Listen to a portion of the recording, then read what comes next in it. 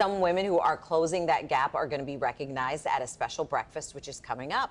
They sure will be, and it's called the Powered by Women Breakfast Series, and Margaret Anderson joins us. Thanks for coming in this morning. Thanks for having me. So give us an idea of what this series is about. So the series is about really recognizing women and their contribution to the community, to their company, to their organization, and it gives people an opportunity to really listen to our stories and how we got to the places that we're at today. So D-Business had about 350 applicants for this recognition, and they chose 8 wonderful people. I'm so humbled to be a part of this class this year being recognized. And how are they chosen? What are they looking for? So I think they're looking for diversity. I think they're also looking for, what's the overarching impact that you have. It's one thing to come and do your work job from 8 to 5, but what are you really doing in the community to help develop other people? What are you doing from an outreach perspective to really think about how you can have an impact on the communities that we serve?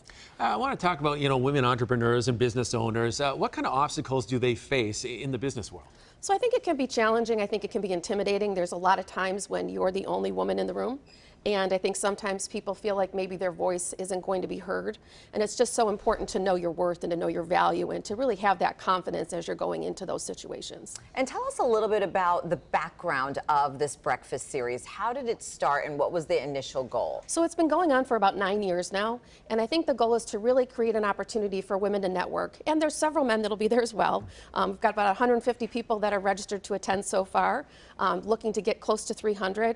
And it's an opportunity for people, no matter where you're at in your career, to come and just have a strolling breakfast, to walk through the Gem Theater, and to listen to people's stories as well and see if you can learn a couple different things from them. Okay, so you keep mentioning stories. Can we have a little bit of your story? Sure. So I'm in the healthcare industry, been doing this for about 20 years. Started my career off in pharmaceutical sales. I said, one of the things people asked is, what was one of those pivotal moments that happened in your career? And, it really was working as a cashier at a grocery store, believe it or not. Really? And learning about customer service. And I'm from Buffalo, New York, and we've got a chain called Wegmans, and it's just known for service, and just learning how the value of interactions that you have with people.